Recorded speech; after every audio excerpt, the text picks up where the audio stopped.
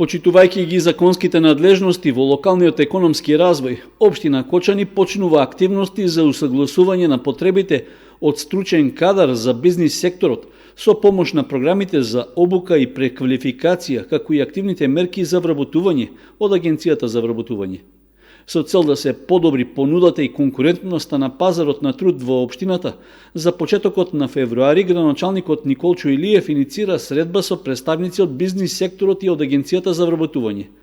На неа ќе се разговара за неопходниот профил на стручен кадар, како и за можните решенија за негово обезбедување.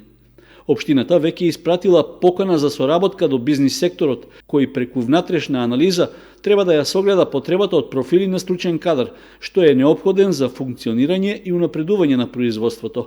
Едновремено стопанствениците се поканети на средбата да ја пренесат и потребата од кадар, со што ќе дадат придонес во реализацијата на активноста со која се настојува да се подобрат условите за локален економски развој во општината. Според податоците од Агенцијата за вработување, во Кочани во моментот има 2439 активни баратели на работа. Од нив 527 се со средно образование, од кои пак 224 се жени. 198 невработени лица се со високо образование, од нив 134 се невработени жени. Вработување во Кочани чекаат и 14 магистри.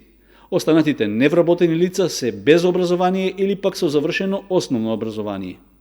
Преку обуките и доквалификациите што ги прави Агенцијата за вработување заедно со Организацијата на работодавачи и со Стопанската комора, може да се обезбеди преквалификација и доквалификација, за да можат активните баратели на работа да се прилагодат на потребите на пазарот на труд, односно на потребите на работодавачите.